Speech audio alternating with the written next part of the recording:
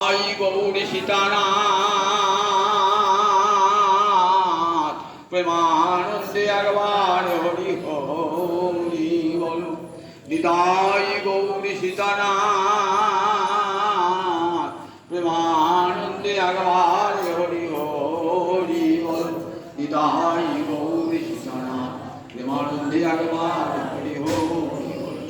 হয়তো ভক্তবৃন্দের চরণ আমার কোটি কোটি দণ্ডবত প্রণিপাত।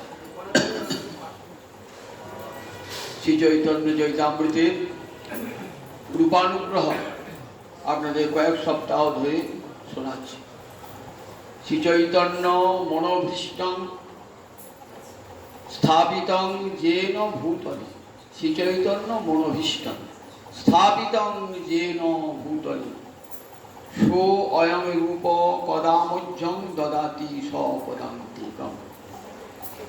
শ্রী চৈতন্যের মনোভীষ্ট মনের অভিলাষ যিনি পৃথিবীতে স্থাপন করেছিলেন, সেই রূপ গোস্বামী কবে আমাকে তার চরণের নিকটে নিয়ে যাবেন?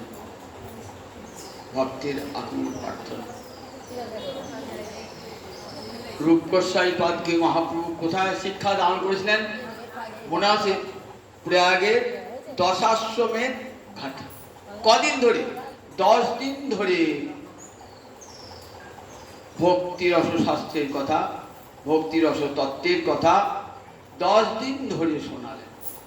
10 দিন ধরে শুনিয়ে বলছেন, আমি দিলাম এক বিন্দু, কৃপা সঞ্চার করলেন, সেই বিন্দুটা সিন্ধুতে পরিণত হলো।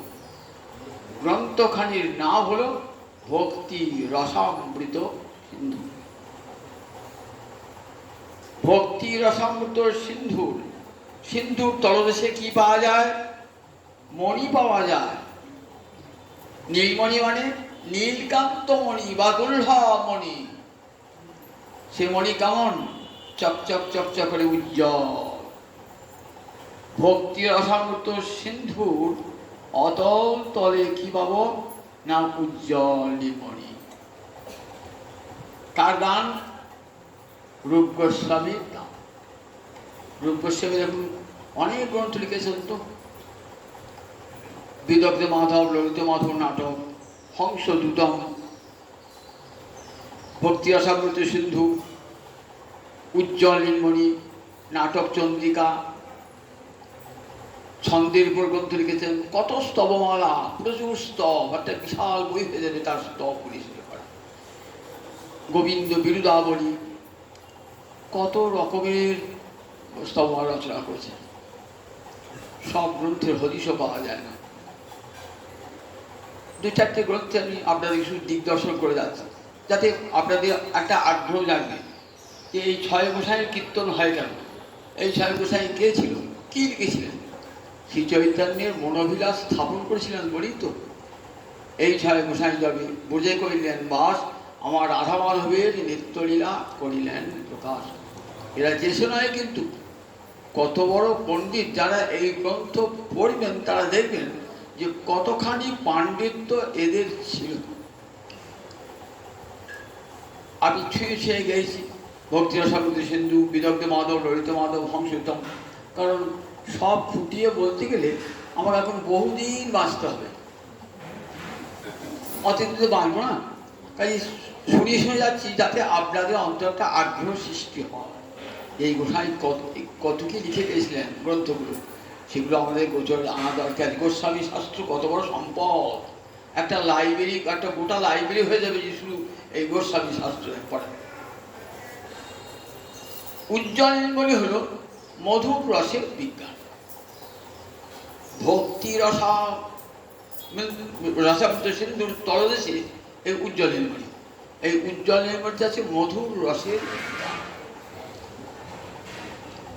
আপনাদের আগে শুনেছি 5টা রতি: শান্ত, দাস্য, সখ্য, বাৎসল্য, মধু। কথাগুলো খুব কঠিন, কিন্তু শুনতে হয় ভালো করে। শান্ত, কীর্তন শোনেন তো, কীর্তন এসব ব্যাখ্যা করে না। শান্ত, দাস্য, সখ্য, বাৎসল্য, মধু। 5টা রতি 5টা রসে পরিণত হয়ে যায়। শান্ত, দাস্য, সখ্য, বাৎসল্য, মধু, পাঁচটা রস। এই পাঁচটা হলো মুখ্য রস, আর সাতটা হলো গৌণ রস, মানে অপ্রধান। এদের কাজ কি না, মুখ্য রসকে সাহায্য করে। এদিকে অঙ্গিরস বলে, এরা অঙ্গরূপে থাকে, অঙ্গিরস নয়, এরা অঙ্গিরসকে সাহায্য করে। শান্ত, দাস্য, সখ্য, বাৎসল্য, মধুর, এই পাঁচটি হলো প্রধান রস। এই পাঁচটি প্রধান রসকে সাহায্য করে। আর যে বাকি সাতটি রস রয়েছে তাদেরকে তারা গৌণ বলা হয়, তারা অঙ্গ রূপে থাকে। অঙ্গি রস হলো এই পাঁচটি: শান্ত, দাস্য, সখ্য, বাৎসল্য, মধুর। অর্থাৎ কৃষ্ণ প্রেম পাঁচটা পাত্রে থাকে, এ কথা আগে বলেছি, আর বলবো না। এইবার যে মধুর রস, এই মধুর রসের কথা শোনা আপনাদের। মধুর রস শান্ত, দাস্য, সখ্য, বাৎসল্য, মধুর, এই রসটা এত উঁচুতে, কবিরাজ গোস্বামীপাদ বললেন, পরিপূর্ণ কৃষ্ণ প্রাপ্তি এই প্রেমা হইতে, এই প্রেমার বশ কৃষ্ণ কহে ভাগবত। শান্ত, দাস্য, সখ্য, বাৎসল্য, মধুর, সব এদের কথা বলে মধুর রসের কথা বলছেন। এ দেখো, পরিপূর্ণ কৃষ্ণ প্রাপ্তি, শান্ত রসও কৃষ্ণ প্রাপ্তি হয়, দাস্য রসও কৃষ্ণ প্রাপ্তি হয়, সখ্য রসও কৃষ্ণ প্রাপ্তি হয়, বাৎসল্য রসও কৃষ্ণ প্রাপ্তি হয়, কিন্তু মধুরে পরিপূর্ণ প্রাপ্তি, পরিপূর্ণ কৃষ্ণ প্রাপ্তি এই প্রেমা হইতে, এই প্রেমার বশ কৃষ্ণ কহে। এই প্রেমটারই গোবিন্দ বশীভূত। শান্ত, দাস্য, সখ্য, বাৎসল্য, আগে চারটে প্রেম রয়েছে। এখানে ভগবান কিন্তু বশীভূত হন না, যেমন করে মধুর রসে বশীভূত হন। ভাগবতের রাসলীলা শুনবেন, সেখানে ভগবান কি বলছেন, ভগবান গোপীগণকে বলছেন, ন পারেহং নিরবদ্ধ সংযুজাম। গোপীগণ, তোমাদের যে নিরবদ্ধ প্রেম, সেই প্রেমের ঋণ আমি শোধ করতে পারলাম না। কিন্তু কোথাও শান্তরসের সনক সনাতনকে বলেছেন, কোথাও বলেন না। দাস্যরসের আপনি শুনলেন না, দাস্যরসের রক্তপত্রকে কোথাও বলেছেন কৃষ্ণ যে তোমাদের প্রেমের ঋণ শোধ করতে পারলাম না? কোথাও দেখাতে পারবে না। সখ্য রসে শ্রীরাম সুদামকে বলেছেন যে তোমাদের প্রেমের ঋণ শোধ করতে পারলাম না। বাৎসল্য রসে মা যশোদা বিরানকে বলেছেন যে তোমাদের প্রেমের ঋণ শোধ করতে পারলাম না। কিন্তু গোপীগণকে বললেন, ন পারেহং, আমি পারলাম না তোমাদের প্রেমের ঋণ শোধ করতে। তাহলে পরিপূর্ণ কৃষ্ণ প্রাপ্তি এই প্রেমা হতে, এই প্রেমার বশ কৃষ্ণ কহে ভাগবত। গীতায় ভগবান কি বলেছেন, যে যথামাং প্রপদ্যন্তে তাং তথৈব ভজাম্যহং। যে আমাকে যেমন করে ভজনা করবে আমি তাকে তেমনি করেই অনুগ্রহ করি। কেউ যে আমাকে 4 আনা ভালোবাসে আমি তাকে 4 আনা রূপ অনুগ্রহ দান করি। কেউ 8 আনা, কেউ 10 আনা, যেমন যেমন ভালোবাসবে সেই ভালোবাসার প্রতিদান আমি দিয়ে দিই। সবাইকে দিয়ে দেন। ভগবান কার করে ধার রাখেন না, সঙ্গে সঙ্গে দিয়ে দেন। কিন্তু এই প্রতিজ্ঞা ভঙ্গ হইল গোপীর ভজনে। এই প্রতিজ্ঞা ভঙ্গ হয়ে গেল গোপীদের ভজনে, কিন্তু এই প্রতিজ্ঞা হয়ে গেল কেন বলুন দেখি? বললেন, গোপীরা যে প্রেমে গোবিন্দকে ভালোবাসে, গোবিন্দ কিন্তু সেই প্রেমে গোবিন্দকে ভালোবাসতে পারেন না। যদি পারতেন তাহলে ঋণ শোধ হয়ে যেত। আপনি আমাকে 5,000 টাকা দিলেন, আমি আপনাকে পরিবর্তে 5,000 টাকা দিলাম, ঋণ শোধ হয়ে গেল, ঋণ শোধ হয়ে গেল, তো সমান সময় হয়ে গেল। কিন্তু গোপীদের কেমন, গোপীদের প্রেমের ক্ষেত্রে প্রেমের ঋণ শোধ করতে পারলেন না। বলে ন পারেহং নিরবদ্ধ সংযুজাম। পাহাড় থেকে গঙ্গায় জল নামছে, তো পাহাড় জল দান করছে নদীকে। নদী যদি বলে, আহা পাহাড়টা আমাকে এত জল দান করছে, তা আমিও কাউকে জল দান করে আসি, কোনোদিন পারবে? কোনোদিন পারবে না নদী পাহাড়কে জল দান করতে। করতে গেলে কি করতে হবে? ওই নদীটাকে পাহাড়ে চুপচু হতে হবে। হবে কোনদিন? নদী পাহাড় চেয়ে উঁচু হবে? তাহলে কোনোদিন ঋণ শোধ হলো না। তাহলে গোপীরা তেমন করে গোবিন্দকে ভালোবাসেন। গোপীরা সব স্বজন, ধর্মপদ, আর্যপদ সব পরিত্যাগ করে কৃষ্ণকে ভালোবাসেন। এই গোপী প্রেমের ঋণের যদি শোধ করতে হয় তাহলে গোবিন্দকে সব ছাড়তে হবে। পিতা মাতা ছাড়তে হবেন, শ্রীরাম সুরাম সবাইকে ছাড়তে হবে, রক্তপত্রকে ছাড়তে হবে, সবাইকে ছাড়তে হবে। সব ভগবান সবাইকে ছেড়ে এমনি করে গোপীকে ভোজন করতে পারবেন? ভগবান তো পারেন না সর্বস্ব ছেড়ে দিয়ে।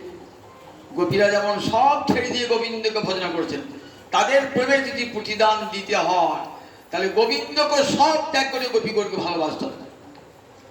গোবিন্দ পারবে না, কারণ কোটি কোটি ভক্ত, অনন্ত কোটি ব্রহ্মাণ্ডে অনন্ত কোটি ভক্ত, ভগবান যে ডাকে তার কাছেই ভগবান চলে যান। তাকে যে চলে যান তাহলে কি করে ভগবান তার ঋণটা শোধ করবে? কার কাছে না গিয়ে শুধু গোপীদের কাছেই আসতে হবে ভগবানকে, তবেই তো ঋণটা শোধ হবে, সমান সমান হবে। কাজে গোপী প্রেমে ঋণ আর শোধ হলো না। কি করে শোধ হবে? তোমাদের মহানুভবতার দ্বারাই শোধ হবে। কিরকম তোমাদের মহানুভবতা? একজন খাতক মহাজনের কাছে 10,000 টাকা ঋণ করেছে, সে আর শোধ করতেই পারছে না। আজ দেবো কাল দেবো করে ঘুরিয়ে ঘুরিয়ে সে আর শোধ আর করতে পারছে না। একদিকে বাবা আমি তো শোধ করতে পারছি এই টাকাটা, আপনি যদি ফের আমাকে 10,000 টাকা দেন তাহলে ওই টাকা দিয়ে আপনার ঋণ শোধ করবো। বলে আচ্ছা আপনার তুমি আমার 10,000 টাকা ঋণটাই শোধ করতে পারলাম, আবার বলছো আপনি 10,000 টাকা দেন ওই টাকা দিয়ে ঋণ শোধ করবো। কোনদিন তা সম্ভব হয় কি? কোনদিন সম্ভব হয় না। গোবিন্দ বলছেন, গোপীগণ তোমাদের যদি মহাভাব আমাকে একটু দাও না, তাহলে ওই মহাভাব দিয়ে আমি তোমার ঋণ শোধ করবো। মহাভাবটা একবার তো গোপিনী, আর কারণ না।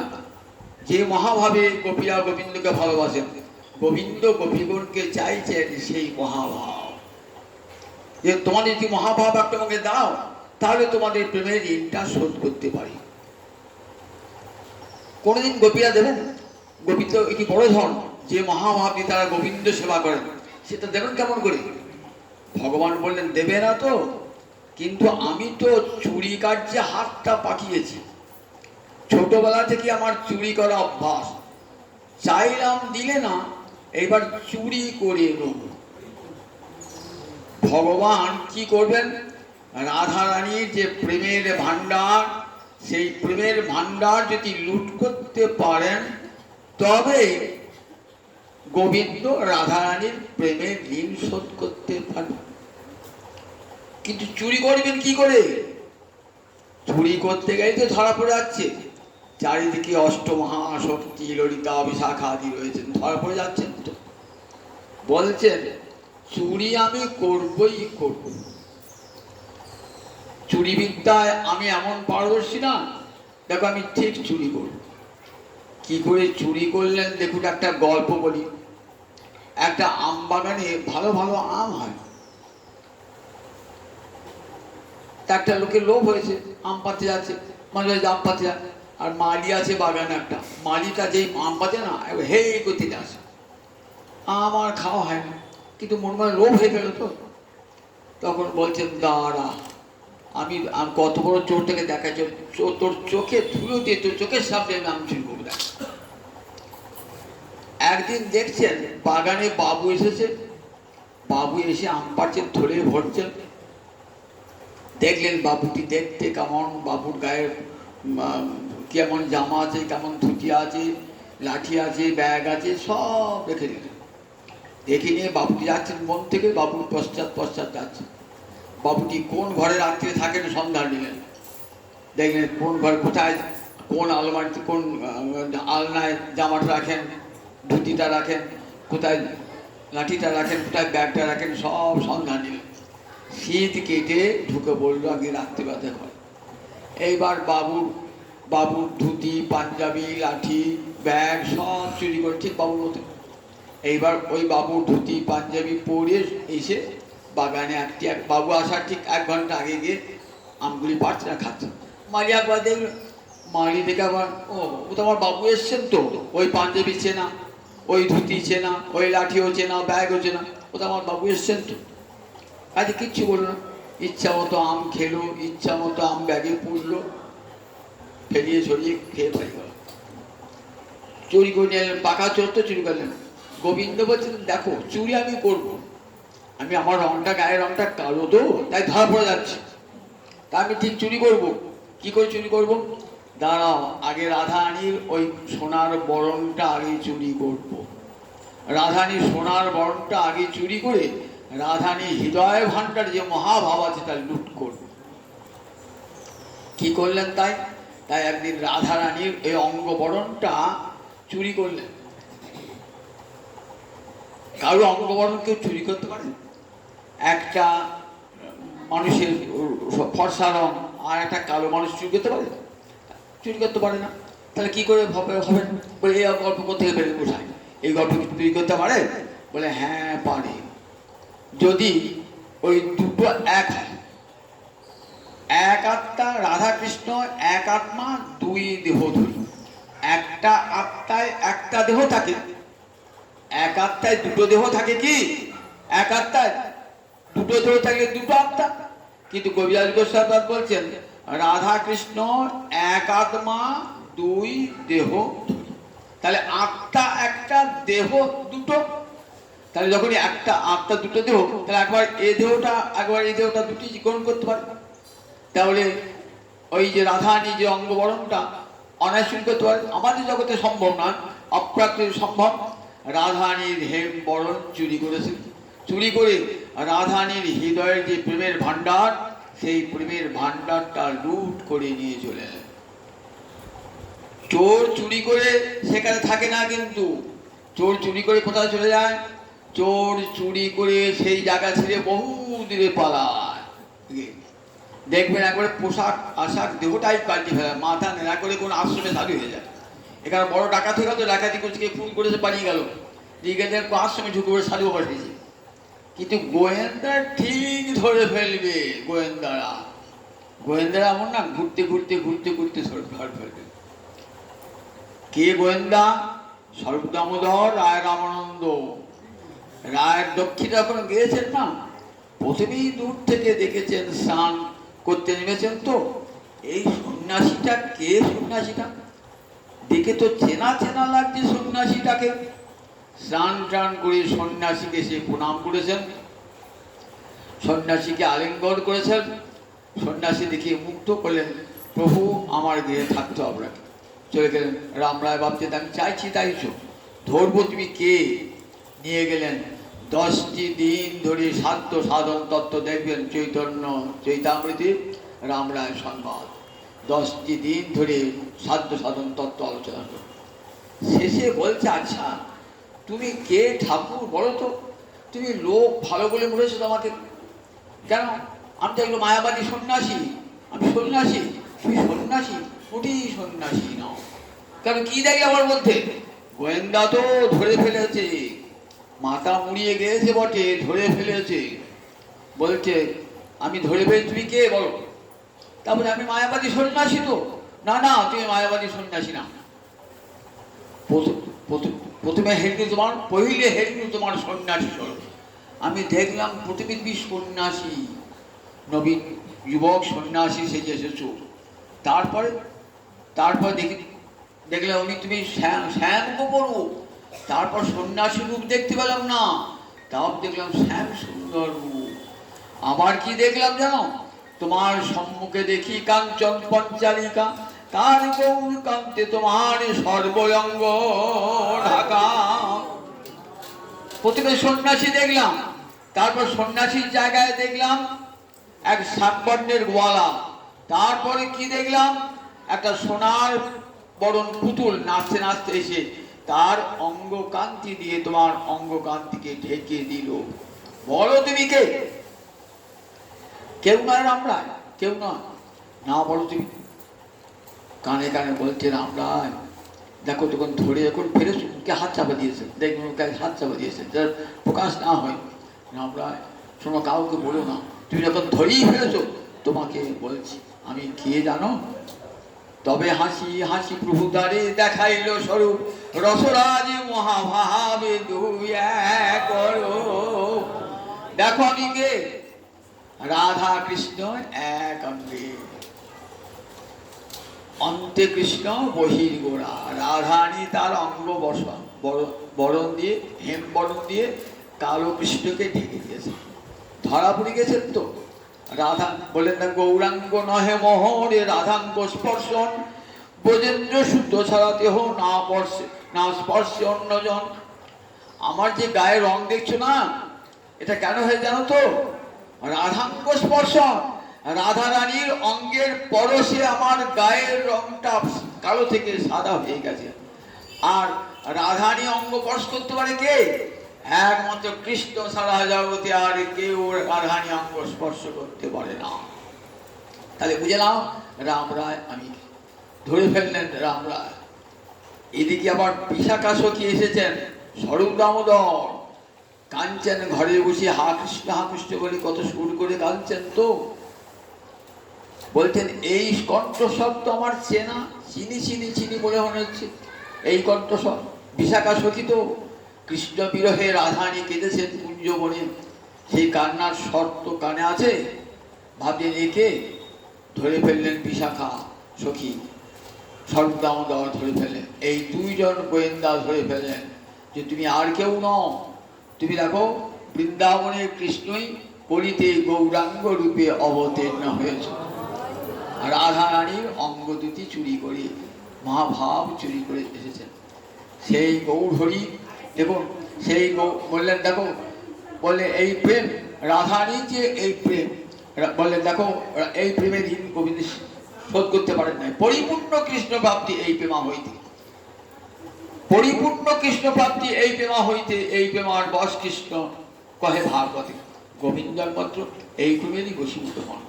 সেই মধুর রসের বিজ্ঞান উজ্জ্বল নীলমণি। সেই উজ্জ্বল নীলমণিতে 15টা প্রকরণ আছে, 15টা প্রকরণ। সেই প্রকরণ পড়ে পড়ে দেখবেন যে কত প্রকার নায়ক, কত প্রকার নায়িকা, কত প্রকার চেটি, কত প্রকার দ্যুতি, কত প্রকার নায়ক সহায়ক, এসব স্থায়ী ভাব কি কি সব বলা আছে। সিঙ্গার ভেদ কি কি।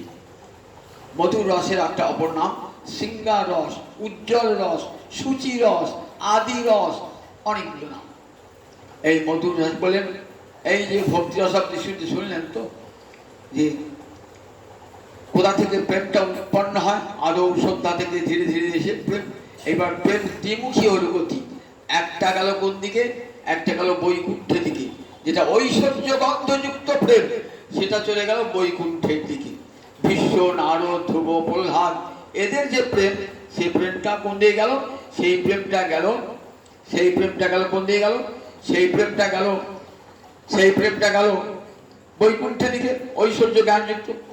আর মাধুর্য জ্ঞানযুক্ত যে প্রেমটা, সেটা কোন দিকে গেল? ব্রজের দিকে, গোলকের দিকে। এই গোলকের দিকে যেতে গেলে মধুর রস কেমন, তার আবার কতগুলো ভাগ হলো। প্রেম, স্নেহ, মান, প্রণয়, রাগ, অনুরাগ, ভাব, মহাভাব। মহাভাবের আবার দুটি স্তর, রূঢ়, অধীর। অধীর আবার দুটি স্তর, মাদন এবং মদন। বলেন এই মদন আবার মোহনে পরিণত হয়ে যায়। মোহনে বিরহ, মাদনে মিলন। এই মোহন এবং মিলন এবং বিরহের মূর্তি আমার গৌরাঙ্গ হরি। এতগুলো স্তর পাবে। প্রেমের সংজ্ঞায় দিলে কেমন? সর্বথা ধ্বংস রহিতং, সত্যপি ধ্বংস কারণে। ধ্বংসের কারণ থাকলেও যা ধ্বংস হয় না, যদ ভাব বন্ধন জুন। যুবক যুবতীর যে ভাবের বন্ধন, ভালোবাসার বন্ধন, তার নাম হলো প্রেম। রসশাস্ত্রে তার নাম হলো প্রেম। সর্বথা ধ্বংস রহিত, ধ্বংসের কারণ আছে তথাপি ধ্বংস হয় না। কিরকম ধ্বংসের কারণ? রাধারানী জানেন যে কৃষ্ণ চন্দ্রাবলীর কুঞ্জে যান, চন্দ্রাবলীকেও ভালোবাসেন। তার জন্য কি রাধার বিন্দুমাত্র কৃষ্ণ প্রেম কমতি আছে? এতটুকু কমে না। যদিও জানেন কৃষ্ণের ঘরে, কৃষ্ণ কোটি কোটি গোপীর ঘরে যান, তথাপি কিন্তু রাধারানীর প্রেম 1 ইঞ্চ ইঞ্চিও কমে না, এক চুলও কমে না। যেমন ভালোবাসেন তেমনি ভালোবাসেন। আবার চন্দ্রাবলী জানেন যে রাধারানীকে অধিক ভালোবাসেন আমার চেয়েও, যে চন্দ্রাবলীর প্রেম এক চুল কমে না। এরই নাম প্রেম। সর্বথা ধ্বংস রহিত, সত্যপি ধ্বংস কারণে, ধ্বংসের কারণ থাকলেও ধ্বংস হয় না। এ জগতের প্রেম ধ্বংস হয়ে যায়, থাকে না। এ জগতের প্রেমটা তো প্রেম নয়, কাম বলে ধ্বংস হয়ে যায়। আত্মেন্দ্রিয় পুটিবাঞ্ছা তারে কহে কাম, কৃষ্ণেন্দ্রিয় পুটিবাঞ্ছা ধরে প্রেম নাম। আত্মেন্দ্রিয় পুটিবাঞ্ছা সেটির দাম কাম, আমরা তাকে ভালোবাসায় বলি প্রেম, কিন্তু আসলে সেটি প্রেম না। সে দেহ থেকে উৎপন্ন হয়, রূপ থেকে উৎপন্ন হয়, ইন্দ্রিয় থেকে উৎপন্ন হয়। আবার দেহ মন ইন্দ্রিয় যদি ধ্বংস হয়ে যায়, প্রেমটাও শেষ হয়ে যায়, কামটাও শেষ হয়ে যায়। কিন্তু কৃষ্ণ প্রেম কোথা থেকে আছে? আনন্দ চিন্ময় রস। বলেন কৃষ্ণ প্রেম রাগিনী শক্তির বৃত্তি, চিন্ময় রস, এর কোনোদিন মৃত্যু নাই, এর কোন ধ্বংস হয় না, এর সর্বথা ধ্বংস রহিত, সত্যবি ধ্বংস করে। এই প্রেমটা আবার একটু বড় হয়ে যায়, গাঢ় হয়ে যায়। গাঢ় হয়ে কি হয়? আরুচ্য পরমাঙ্কাষ্ঠা প্রেমা চিদ্দীপ দীপনম হৃদয়ং দ্রাবণ্যেশ স্নেহ ইতি কীর্ততি। এই প্রেমটা গাঢ় হয়ে তার নাম হয়ে যায় স্নেহ, তার নাম হয়ে যায় স্নেহ। বললেন আরুচ্য পরমাঙ্কাষ্ঠা, প্রেমটা আর একটু উঁচুতে উঠে যায়। উঁচুতে কি করে না? চিত্তদীপকে প্রকাশিত করে, চিদ্দীপ দীপন। আর হৃদয়ং দ্রাবয়ন, হৃদয়কে দ্রবীভূত করিয়ে দেয়, অর্থাৎ হৃদয়টাকে গলিয়ে দেয়। দৈগুণ মানে গলিয়ে দেওয়া, হৃদয়টাকে গলিয়ে দেয়। এর নাম হলো স্নেহ। কিরকম দেখুন স্নেহ কেমন? স্নেহ যখনই প্রেম থেকে স্নেহ আসে না, তখনই কি হয়? চোখ দিয়ে জল বার হয়, হৃদয়টা দ্রবীভূত হয়ে চোখে জল। চোখে জল কখন আসে? হৃদয়ে না গড়লে কখনো চোখে জল আসে? ছেলেকে দেখে, ছেলে শিশু পুত্রকে অনেক দিন দেখে নাই, দেখে মায়ের চোখে জল চলে গেল, হৃদয়টা গলে গেছে। বলি তো হৃদয়ে গড়া, হৃদয়ে গড়ন হলো, সেটা চোখ দিয়ে বেরিয়ে আসে। বলেন ঠিক যখন গভীর ভালোবাসা হয় তখন কি হয়? তখন চোখ দিয়ে জল আসে। দেখুন একটা উদাহরণ, পদে অনুরূপ পদে উদাহরণ দিই। রাধারানী জল আনতে গিয়েছেন তো, পূর্বের আগে ভালোবাসা হয়েছে, এবার জল আনতে গিয়েছেন তো, জল আনতে গিয়ে আবার দেখছেন কৃষ্ণ মদন মোহনের রূপে দাঁড়িয়ে আছেন, যমুনা কুলে বাঁশি বাজাচ্ছেন। এসে কেমন কি অবস্থা? যমুনা যাইয়া শ্যামের দেখিয়া ঘরে আইল বিনোদিনী, যমুনা যাইয়া শ্যামের দেখিয়া ঘরে আইল বিনোদিনী, যমুনা যাইয়া শ্যামের দেখিয়া ঘরে আইল বিনোদিনী। সেই রূপখানে কি করছেন? বলছেন সেই রূপখানে বিরলে বসিয়া সদায় ধ্যানে শ্যাম রূপ, সেই শ্যাম রূপ কানি। বিরলে বসে সব সময় ধ্যান করছেন সেই শ্যাম রূপখানি। তখন কেমন অবস্থাটি রাধারানী হচ্ছে দেখুন। রাধারানী সেই শ্যাম রূপখানি হৃদয় বিরলে বসিয়া কাঁদছেন। ওই রাধারানী গোবিন্দের শ্যাম রূপ দর্শন করতে করতে রাধারানী চোখ দিয়ে জল বার হচ্ছে। বিরলে বসে গোবিন্দের রূপ ধ্যান করে কাঁদছেন। কেমন হয়ে তখন? বলছে দেখুন নিজ কর পরি রাখিয়া কপল মহাযোগী নিরূপারা।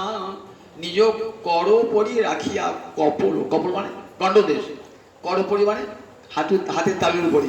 নিজ কর পরি রাখিয়া কপল মহাযোগী নিরূপারা। আর ও দুটি নয়নে বহিছে সঘনে শ্রাবণ মেঘের ধারা। রাধারানী দুটি নয়ন দিয়ে শ্রাবণ মেঘের ধারা বয়ে চলেছে। হৃদয়ং জাগরণ, হৃদয়টাকে গড়িয়ে দিয়েছে রাধারানী। বিরলে বসে ধ্যান করতে করতে দু নয়নে রাধারানীর জল। একজন স্নেহের কেমন প্রতাপ, যেমন স্নেহের প্রতাপ, তেমন হৃদয়ং দ্রাবণ, হৃদয়টাকে দ্রবীভূত করে দিয়েছে।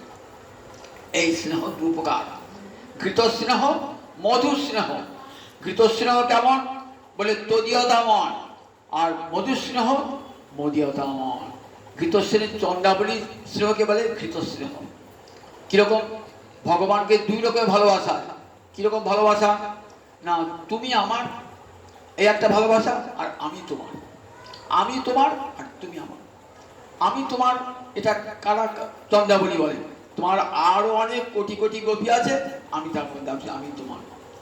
আর রাধারানী কি বলেন? রাধারানী তুমি আমার, আর কারো নয়, তুমি আমার।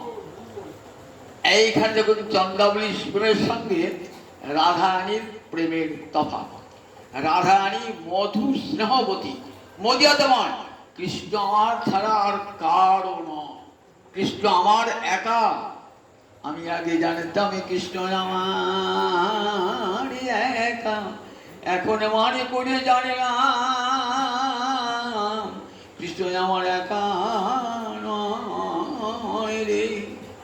সিদায় বৃন্দাবনে শত সতীর ঘরে, যে ডাকে সে তারি ঘরে যায় রে। কৃষ্ণ আমার একা নয় রে।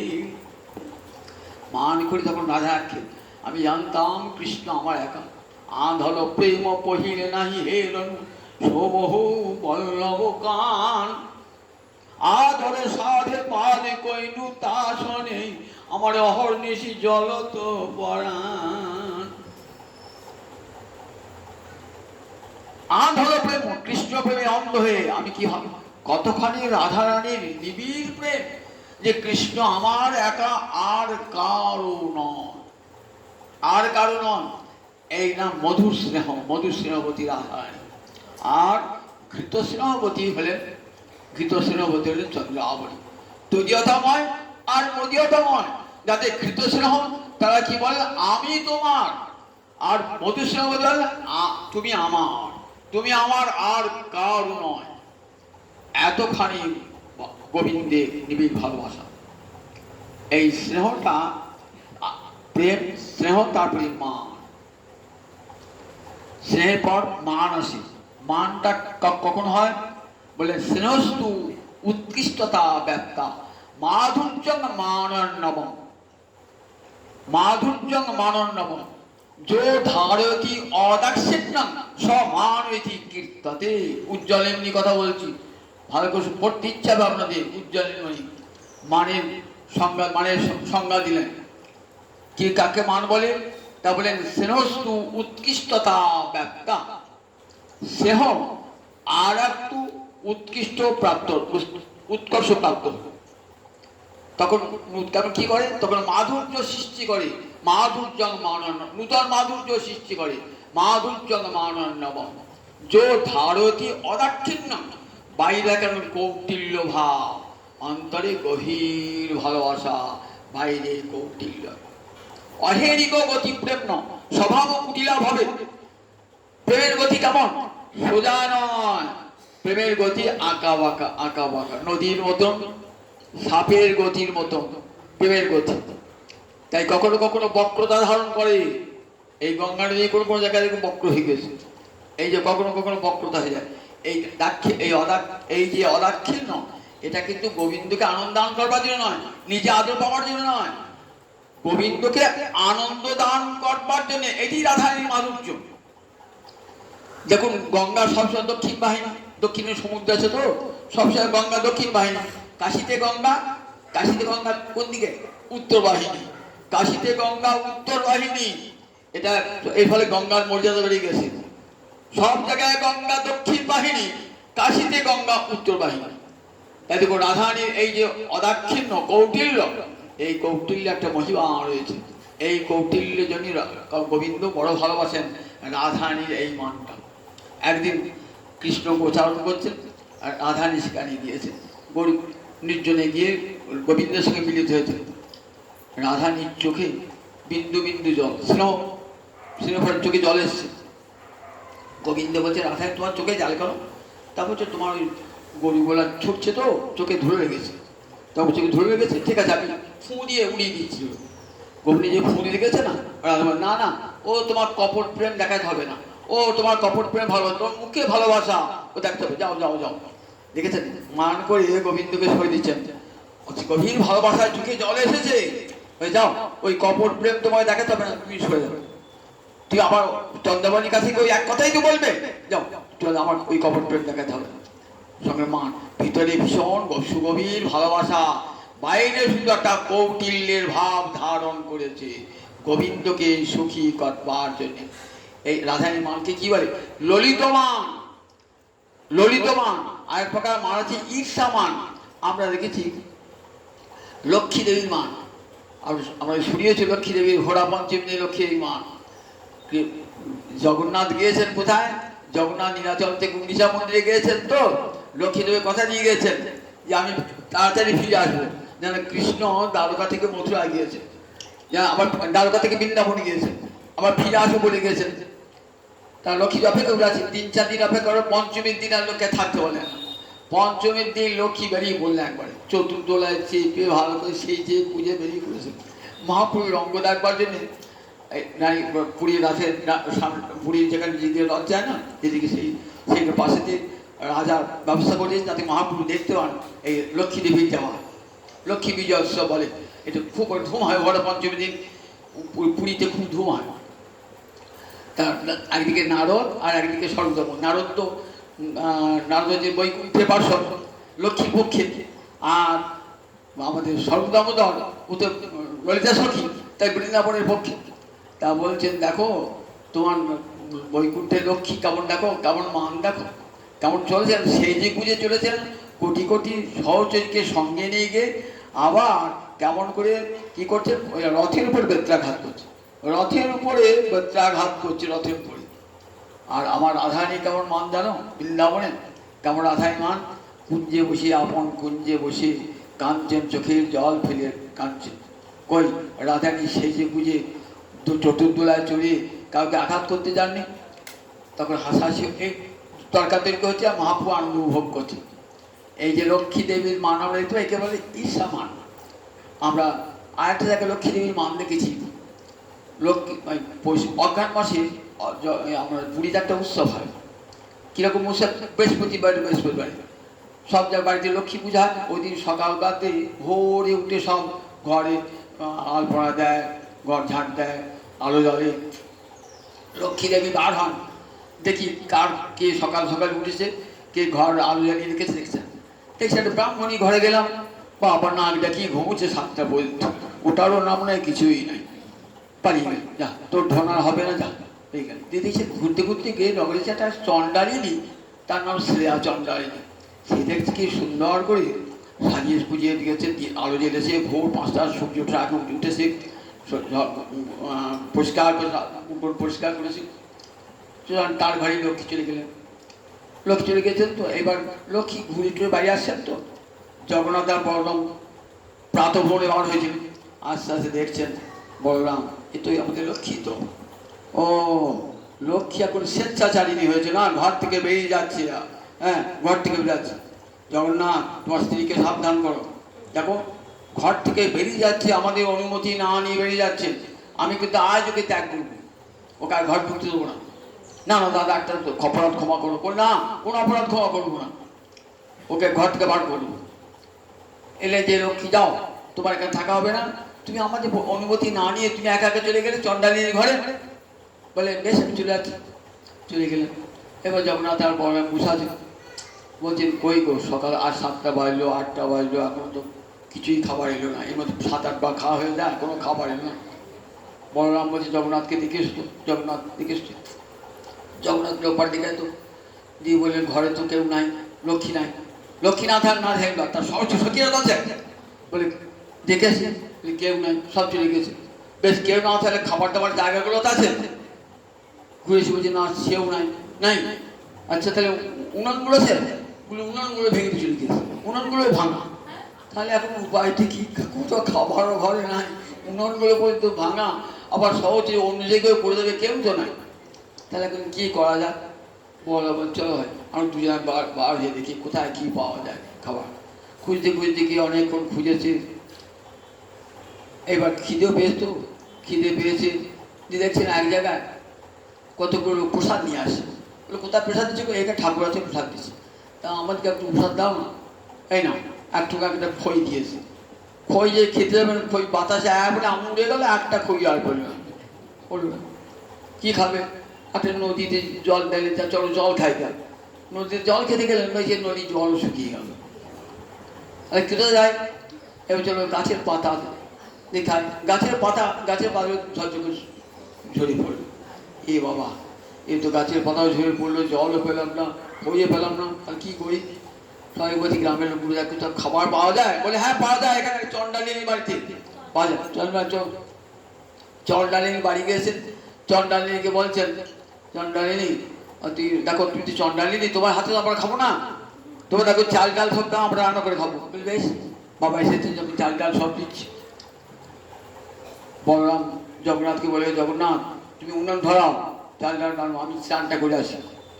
জগন্নাথ উনুন ধরা যাবে কি, এমন ধোঁয়া উঠছে, আর উনুন ধরছি না, শতবার চেষ্টা করে উনুন নিবি আছে না, ধরছি না। বলরাম ভাবছে বোধহয় খাবারটার প্রস্তুত হয়ে গেছে। ও বাবা এসে কাঠি জলে নাই তো রান্না হবে কোথা থেকে?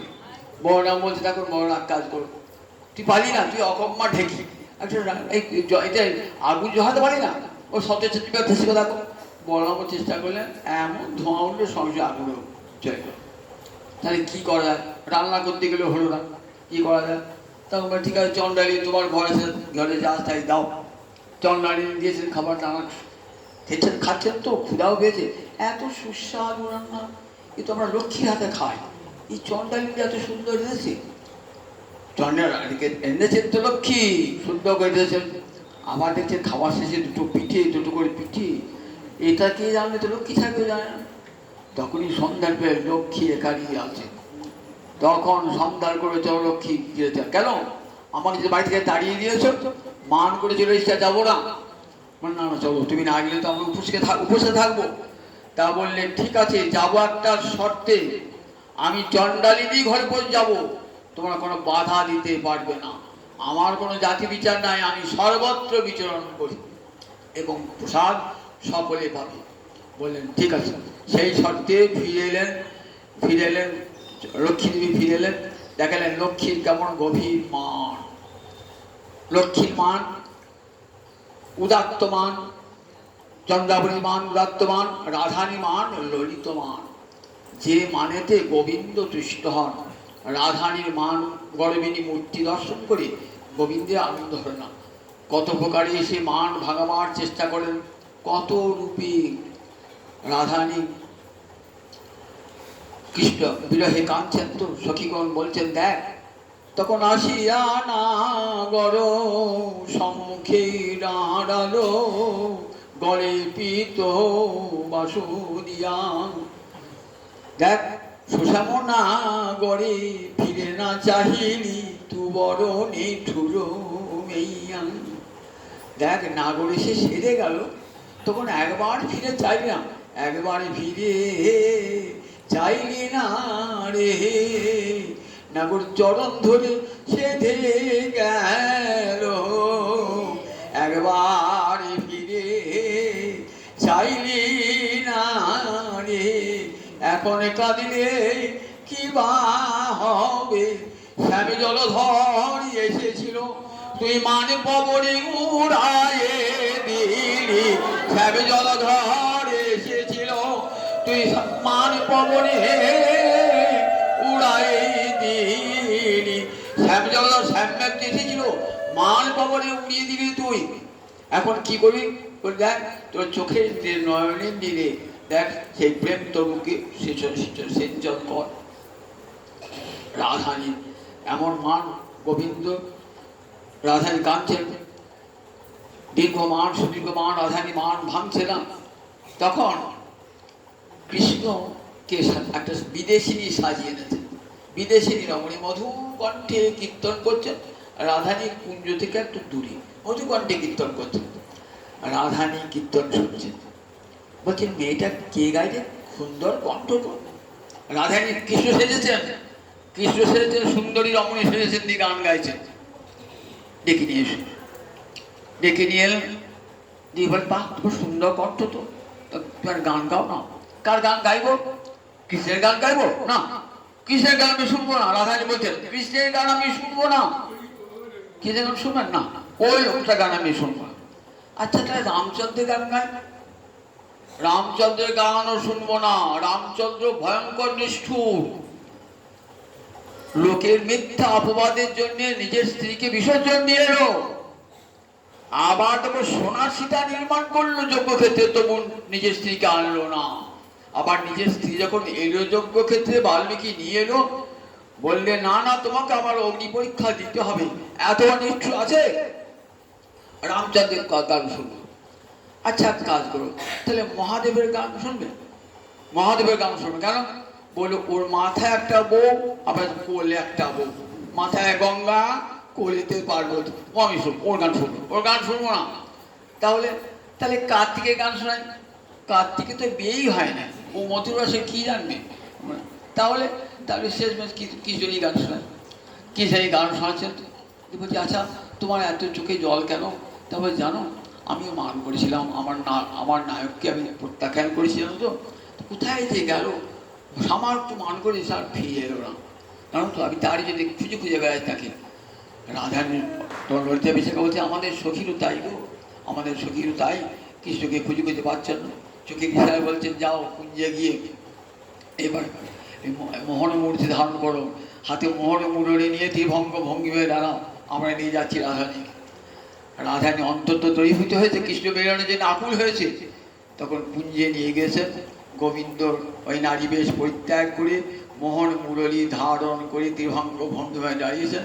আর রাধারানীকে নিয়ে গিয়ে গোবিন্দকে মিলন করে রাধা মাধবের মিলন হয়ে গেল মানেতে। রাধা বলছে এমনি করে মানেতে সখীরা নিয়ে গিয়ে যখন রাধারানী মান ভাঙিয়ে কুঞ্জেতে রাধা গোবিন্দের মিলন করে দিয়েছেন। এই মান গোবিন্দের বড় প্রিয় মান, রাধারানীর মান গোবিন্দের বড় প্রিয়। বলছেন প্রিয়া যদি মান করি করে ভৎসন, বেদস্তুতি হইতে তাহা হরে মোর মন। প্রিয়া যদি মান করি করে ভৎসন, মান করে যদি আমাকে ভৎসনা করে, ব্রাহ্মণের বেদ স্তুতি হতে সেটা আমার মন হরণ করে। ব্রাহ্মণ তোমাকে এত মন্ত্র বলে, বেদ মন্ত্র বলে তোমাকে ডাকছে, তোমার মন হরণ করে না?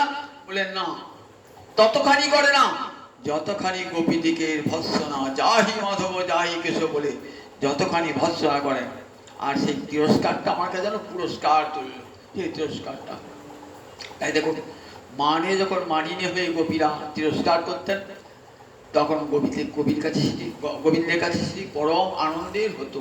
তাই রাধারানীর মান শুধু কৃষ্ণ সুখের জন্য, আত্মসুখের জন্য নয়। এ জগতে নায়িকা মান করে নিজের সুখের যে সুখ পাওয়ার জন্যে। নায়ক যাতে সুখ দান করে সেই জন্যে। কিন্তু রাধারানী মান শুধু কৃষ্ণ সুখের জন্য। কেমন করে কৃষ্ণ সুখী হবে, এছাড়া রাধারানী অন্তরে আর কোনো চিন্তা নাই। কৃষ্ণ সুখে রাধারানী সুখী, কৃষ্ণ দুঃখে দুঃখী। এমনি করে রাধারানী মান স্নেহ মান প্রণয়। পরের দিন প্রণয়ের কথা বলবো। আর তো 8টা 15 বেজে গেছে। তাই